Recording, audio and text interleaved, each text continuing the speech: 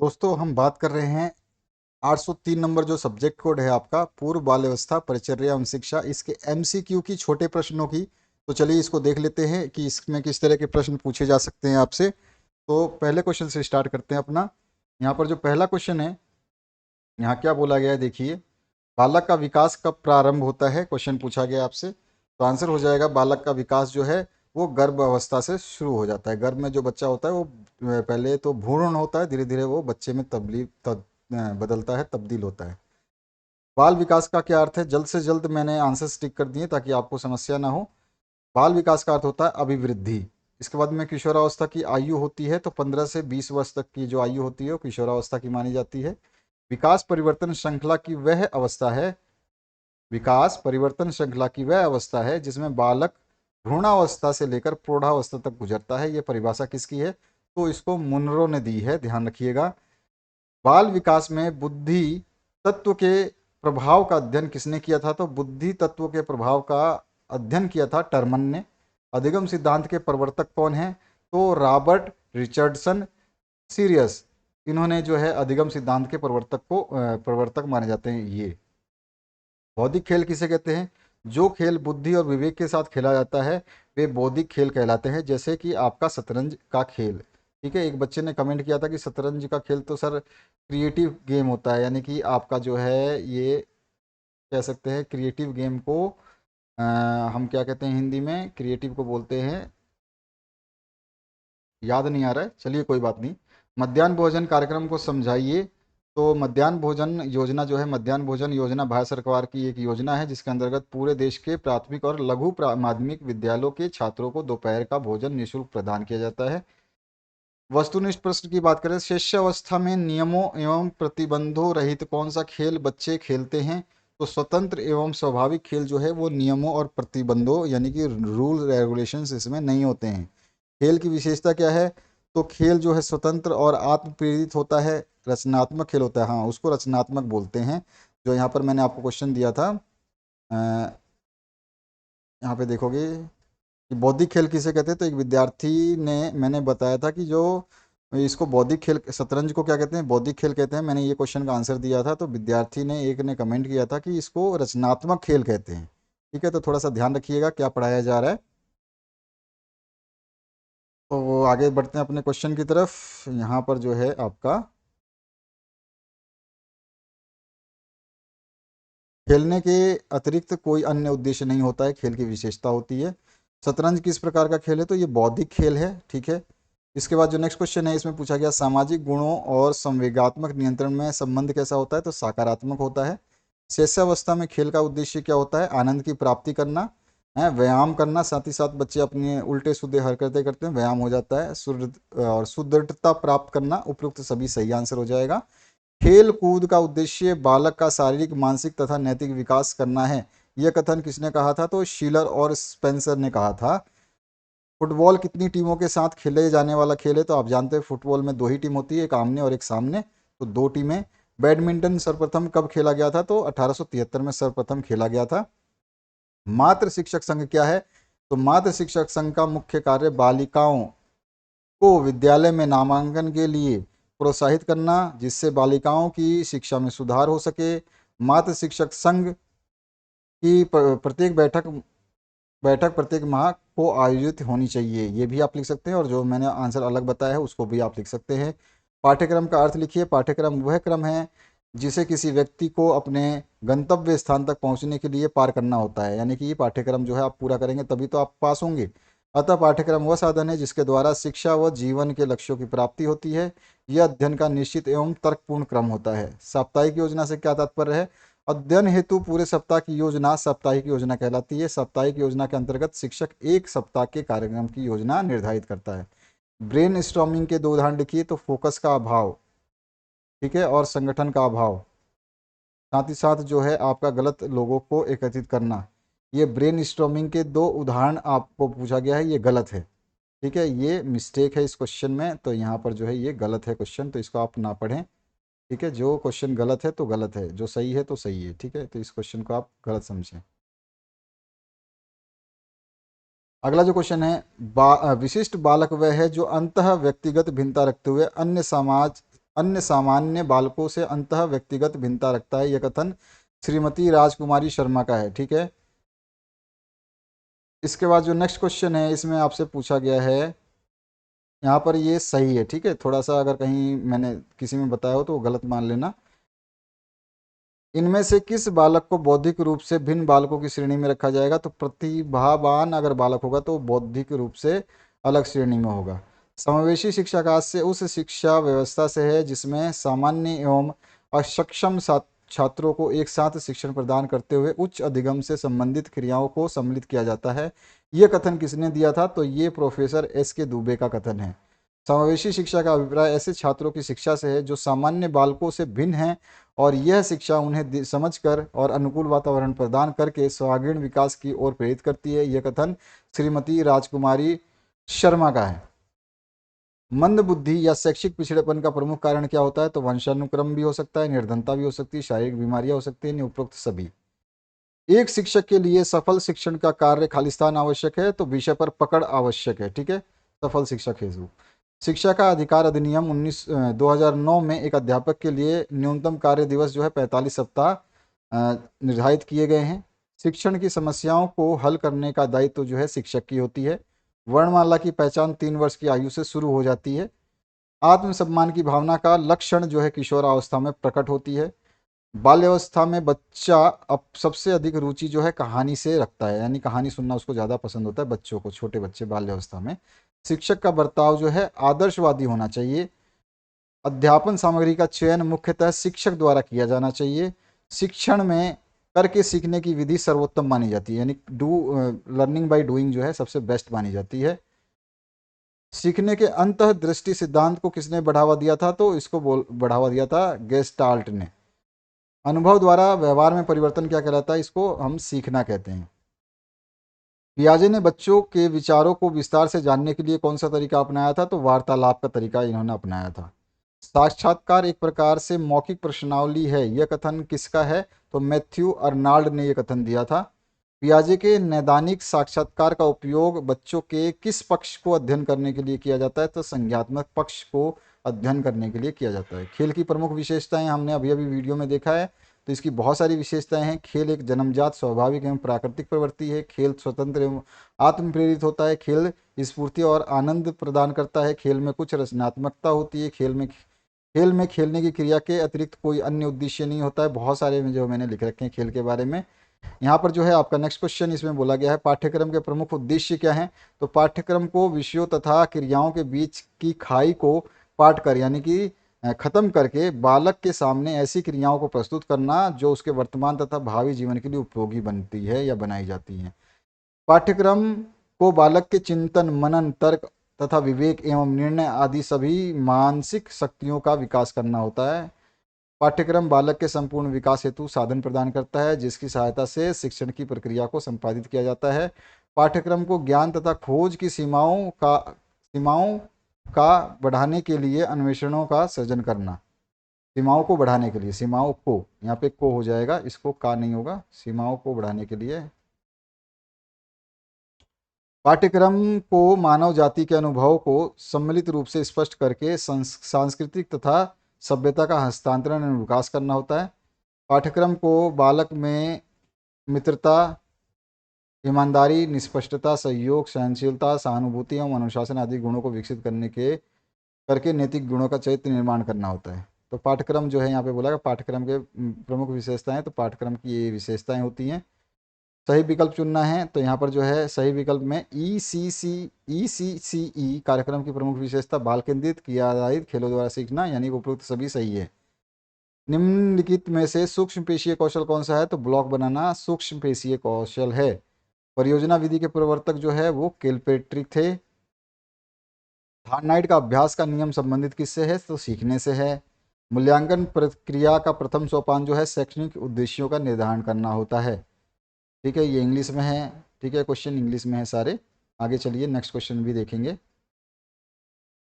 इसमें एक वाक्य में उत्तर, जननी सुरक्षा योजना का उद्देश्य लिखिए। तो गरीब गर्भवती महिलाओं के बीच संस्थागत प्रसव को बढ़ावा देकर मातृ एवं नवजात मृत्यु दर को कम करना होता है। राष्ट्रीय पाठ्यचर्या रूपरेखा NCF को किस वर्ष प्रस्तावित किया गया था? 2005 में। गत्यात्मक विकास से आप क्या समझते हैं? किसी कार्य को बेहतर तरीके से कर पाने की क्षमता का विकास होना गत्यात्मक विकास कहलाता है। संतुलित आहार किसे कहते हैं? संतुलित आहार वे सभी आवश्यक तत्व होते हैं जिनकी मानव शरीर को आवश्यकता होती है या किसी व्यक्ति को स्वस्थ बनाने और सभी लाभ और आवश्यक पोषक तत्व प्रदान या प्राप्त करने के लिए सभी प्रकार के विटामिन, खनिज, प्रोटीन, कार्बोहाइड्रेट और वसा के संयोजन युक्त भोजन की योजना को संतुलित भोजन या संतुलित आहार कहते हैं। रॉवेल के शिक्षा दर्शन पर आधारित विद्यालय कौन सा है? तो वो है किंडरगार्टन। व्यवहार संबंधी कठिनाइयों के प्रकार जो है, व्यवहार की आवृत्ति है, व्यवहार की तीव्रता, दोनों ही है, फर्स्ट और सेकंड। व्यवहार के कारण व्यवहार में परिवर्तन ही सीखना है, यह परिभाषा गिलफोर्ड की है। प्रतिदिन योजना में गतिविधि कैसी होनी चाहिए? तो हाथों की क्रिया भी होनी चाहिए, मस्तिष्क की क्रिया भी होनी चाहिए, जिज्ञासा के लिए क्रिया भी होनी चाहिए। नहीं, उपरोक्त सभी सही हैं। अवलोकन की परिस्थिति क्या है? तो अवलोकन की परिस्थिति जो है, अवलोकन का समय, अवलोकन की विधि और छात्रों की संख्या। तो अवलोकन की परिस्थिति क्या होती है? अवलोकन का समय। ठीक है। इसके बाद जो है ये आपका इंग्लिश में है क्वेश्चंस। अब आते हैं नेक्स्ट क्वेश्चन की तरफ। रिक्त स्थानों की पूर्ति करनी है। खाली स्थान एक गामक अधिगम है, तो इसमें जो है बैठना जो है एक गामक अधिगम है। पियाजे के अनुसार औपचारिक क्रियात्मक अवस्था जो है वो 11 से 15 वर्ष मानी जाती है। शिक्षण आव्यूह में खाली स्थान गतिविधि शामिल होती है, तो गृह कार्य जो है इसमें शामिल होती है। बालक के विकास की प्रथम पाठशाला जो है वो परिवार होता है। कपड़े पहनने का कौशल 4 वर्ष के उम्र में आता है। ठीक है, ये इंग्लिश वर्जन है इसके। एक वाक्य में उत्तर देने हैं। डॉक्टर मारिया मॉन्टेसरी ने कौन सा विद्यालय प्रारंभ किया? तो बाल गृह नाम से विद्यालय प्रारंभ किया। समेकित बाल विकास योजना का प्रारंभ जो है 1975 में 2 अक्टूबर से शुरू हुआ था। संज्ञात्मक विकास के जनक जो है वो जीन पियाजे हैं।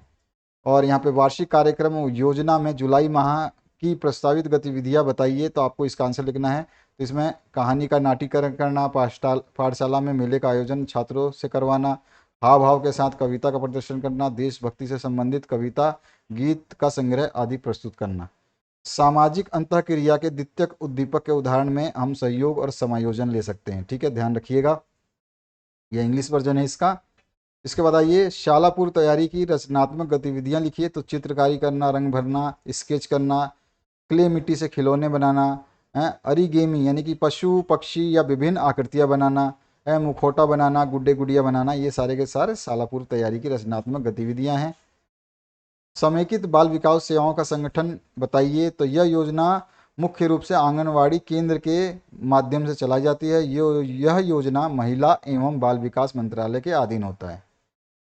इसके बाद है राष्ट्रीय रक्त अल्पता प्रोफाइलिसिस कार्यक्रम क्या है? तो इसमें भारत में पोषण संबंधी एनीमिया रोकथाम कार्यक्रमों पर चर्चा की गई है, जो गर्भवती महिलाओं को स्तनपान कराने वाली महिलाओं जो गर्भवती महिलाओं और स्तनपान कराने वाली महिलाओं और 1 से 12 वर्ष की आयु के बच्चों को आयरन और फोलिक एसिड की खुराक प्रदान करती है। तो ये है राष्ट्रीय रक्त अल्पता प्रोफाइलिस कार्यक्रम। जननी सुरक्षा योजना क्या है? तो अभी अभी हमने पढ़ लिया था, तो इसको बार बार रिपीट नहीं करेंगे। क्रियाकलाप आधारित शिक्षण गतिविधि के गुण लिखिए। तो यह बच्चों को अपने ज्ञान और सोच को व्यक्त करने के तरीके में रचनात्मक होने के लिए प्रोत्साहित करता है। यह पद्धति छात्रों को यह अवसर प्रदान करती है कि वे जो कुछ भी सीखते हैं उसे करने के साथ मौखिक रूप से व्यक्त करें। ठीक है। इसके बाद आइए नेक्स्ट क्वेश्चन, परियोजना विधि के सोपान लिखिए। तो परिस्थिति उत्पन्न करना, परियोजना का चयन करना, परियोजना का रूपरेखा बनाना, परियोजना का क्रियान्वयन करना, परियोजना का मूल्यांकन करना, लेखा जोखा प्रस्तुत करना। नेक्स्ट क्वेश्चन है ECCE के अंतर्गत किस आयु वर्ग के बच्चों को सम्मिलित किया गया है? तो 0 से 6 वर्ष। इसके बाद में आपसे पूछा गया है संज्ञात्मक विकास का सिद्धांत किसके द्वारा दिया गया है? तो पियाजे के द्वारा। जब सामान्य बच्चों तथा विशेष आवश्यकता वाले बच्चों को एक साथ शिक्षा दी जाती है, तो ये जो है समावेशित शिक्षा कहलाती है। शिक्षा की त्रिध्रुवीय प्रक्रिया किसने दी थी? तो जॉन डीवी ने दी थी। इसमें ऑप्शन सारे के सारे गलत हैं, ध्यान रखिएगा। ये प्रक्रिया जो दी थी, क्वेश्चन कभी भी आपके एग्जाम में गलत भी हो सकता है। तो त्रिध्रुवीय प्रक्रिया जो है जॉन डीवी की दी गई थी।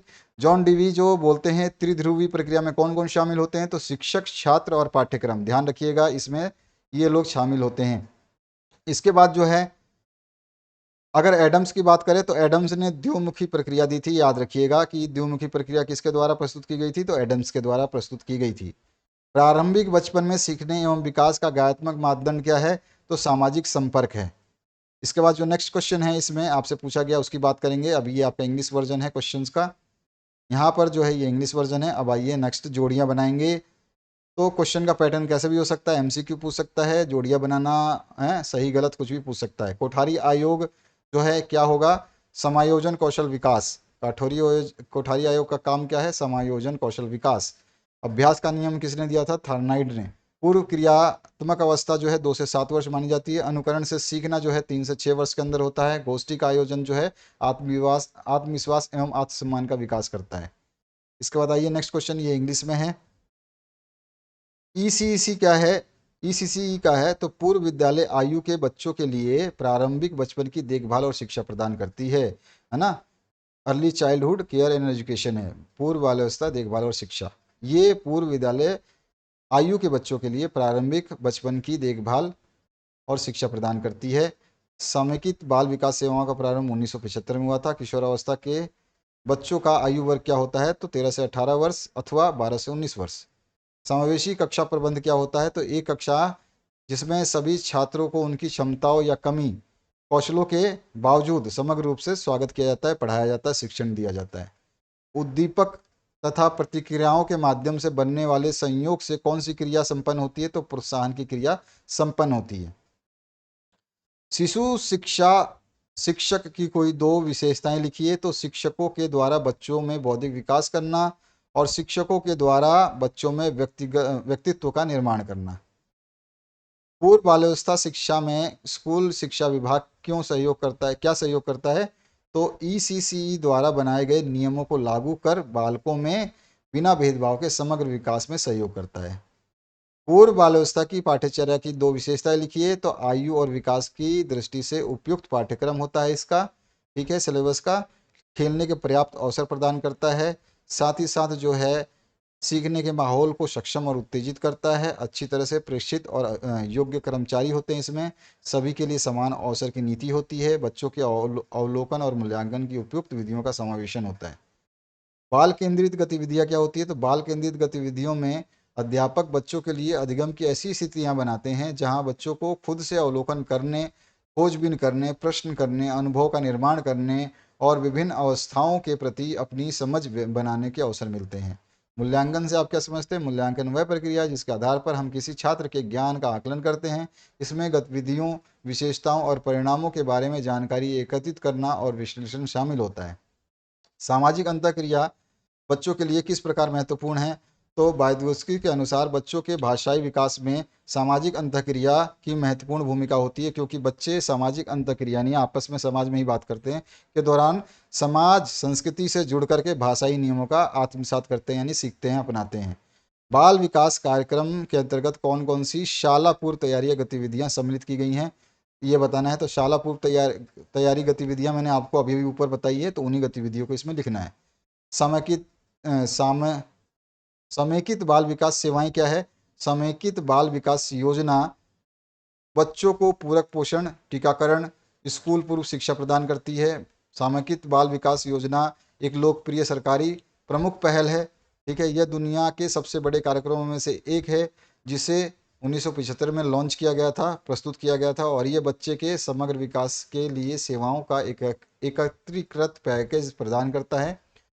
एक संघ द्वारा वित्त पोषित कार्यक्रम है ये, मतलब जो है सामाजिक विकास बाल विकास योजना एक संघ द्वारा वित्त पोषित कार्यक्रम है जो राज्य सरकारों और केंद्र शासित प्रदेशों द्वारा संचालित होते हैं। यह प्रणाली राष्ट्रीय दायरे में है जिसमें देश भर के सभी जिले शामिल होते हैं। अधिगम का क्या अर्थ होता है, अधिगम यानी सीखना होता है। एक सतत व्यापक और सतत और जीवन प्रयत्न चलने वाली महत्वपूर्ण प्रक्रिया होती है। मनुष्य जन्म के उपरांत ही सीखता है, सीखना प्रारंभ करता है और जीवन भर कुछ ना कुछ सीखता रहता है। धीरे धीरे वह अपने वातावरण से समायोजित करने का प्रयत्न करता है। वुडवर्थ के अनुसार जो है नवीन ज्ञान और नवीन प्रक्रियाओं के अर्जन की प्रक्रिया जो है अधिगम कहलाती है। परिपक्वता सीखने की प्रक्रिया को कैसे प्रभावित करती है, तो परिपक्वता किसी व्यक्ति की अपने विचारों, भावनाओं और व्यवहारों के लिए जिम्मेदारी स्वीकार करने की क्षमता में भूमिका निभाती है। परिपक्व यानी कि मैच्योर। यह उनकी सोच पर नज़र रखने की उनकी क्षमता को प्रभावित करता है और इस मामले में सीखने की स्थिति में उनके द्वारा अनुभव की जाने वाली विभिन्न भावनाओं को नियंत्रित करने की क्षमता को प्रभावित करता है। ठीक है, तो ये कैसे प्रभावित होती है उसके बारे में आपको लिखना था। विद्यालय और समाज के सहसंबंध बताइए। तो विद्यालय और समाज शिक्षा की महत्वपूर्ण संस्थाएं हैं, इसलिए दोनों में गहरा संबंध है। विद्यालय यदि औपचारिक संस्थान का उदाहरण है तो वहीं समाज जो है अनौपचारिक शिक्षा का या संस्थान का उदाहरण है। विद्यालय में दी जाने वाली पुस्तक की शिक्षा तभी सार्थक है जब उसमें मिले अनुभवों का वास्तविक सामाजिक जीवन से जोड़ा जाए। विद्यालय को छोटा समाज कहा जाता है क्योंकि यह समाज द्वारा निर्मित होती है, अतः विद्यालय को चाहिए कि वो बच्चों की वास्तविक जीवन के अनुभव से परिचित कराए। शिक्षा का उद्देश्य बच्चे में समायोजन की योग्यता का विकास करना होता है। ऐसा विद्यालय जहाँ समाज के संबंध बिना ऐसे विद्यालय एवं समाज के बिना संभव नहीं है। इसके बाद है मातृ शिक्षक संघ क्या है, बता दिया था मैंने ऊपर आपको। राष्ट्रीय रक्त अल्पता प्रोफाइलिसिस कार्यक्रम क्या है ये भी मैंने ऊपर बता दिया था। SOS ग्राम या बाल ग्राम क्या है, तो SOS बाल ग्राम में बेसहारा व गरीब परिवारों के बच्चे होते हैं या रहते हैं। बच्चों के भोजन से लेकर पढ़ाई तक की व्यवस्था बाल ग्राम में होती है। भारत का पहला बाल ग्राम फरीदाबाद में ही बनाया गया है। 1967 में ये बनकर के तैयार हुआ। वर्तमान में भारत में SOS के 40 बाल ग्राम हैं। फरीदाबाद में 2 SOS बाल ग्राम चलाए जा रहे हैं। एक ग्रीन फील्ड में है जबकि दूसरा जो है सेक्टर 29 में। दोनों में करीब 219 बच्चे रहते हैं। बाल ग्राम में अलग अलग घर बनाए जाते हैं। हर घर में एक महिला 10 बच्चों की देखभाल करती है। तो ये आपको बताना था बाल ग्राम के बारे में। 4 अंक का प्रश्न है, ध्यान रखिएगा, तो आपको उतना ही लिखना पड़ेगा। सीखने की परिभाषा सीखने की प्रमुख विशेषताएं लिखिए। तो अधिगम की निम्नलिखित विशेषताएं होती हैं। व्यवहार में परिवर्तन सीखना होता है। अधिगम सार्वभौमिक होती है। अधिगम विकास की प्रक्रिया है। सीखना जीवन पर्यंत चलता है। अधिगम समायोजित की प्रक्रिया है। इस तरह से आप सारे लिखोगे और इनके बारे में एक एक लाइनों से डिस्क्राइब करोगे। बच्चे किस प्रकार सीखते हैं, तो आंसर हो जाएगा बच्चे विभिन्न तरीकों से सीखते हैं, जैसे पढ़कर, सुनकर, देखकर, क्रिया करके। ठीक है, बच्चे जो है दैनिक जीवन में कहानियाँ शब्द सुनते हैं और वो सीखते हैं। यदि बच्चा दृश्य द्वारा सीखने वाला है तो वह चित्रों को पढ़कर या देख करके सीखता है। वह चीज़ों को देख करके समझता है, याद रखता है। कक्षा में बच्चे गतिविधियों के माध्यम से सीखते हैं। बच्चे परिवार, समाज, वातावरण, विद्यालय आदि से सीखते हैं। यहाँ पे पियाजे के संज्ञात्मक विकास की प्रमुख अवस्थाओं को लिखिए। तो आपको कई बार बताया है। तो आपका संवेदी पेशीय अवस्था होती है, पूर्व संक्रियात्मक अवस्था होती है, मूर्त संक्रियात्मक अवस्था होती है, औपचारिक या अमूर्त संज्ञानात्मक अवस्था होती है। सभी की उम्र जो है आपका, ये जन्म से 2 वर्ष होता है, ये 2 से 7 वर्ष, ये 7 से 12 और ये 12 से 15 वर्ष। ठीक है, इसके अलावा आपको बहुत सारे क्वेश्चंस बताए गए हैं, वन शॉट वीडियो दिए गए हैं, बड़े बड़े क्वेश्चन दिए गए, MCQ वीडियो सारे के सारे पढ़िए, आराम से टेंशन फ्री रहिए। बहुत सारे क्वेश्चंस जो आपको देखने को मिल रहे हैं। आपके मैक्सिमम 100% सिलेबस को जो है इन वीडियो के माध्यम से कवर किया जा रहा है, जिसमें से एक भी क्वेश्चन बाहर नहीं जा रहा है। तो आपको पढ़ना है, मैक्सिमम पढ़ते रहना है, ताकि आप जो है एग्ज़ाम बेहतरीन कर पाए। Thank you very much, have a good day.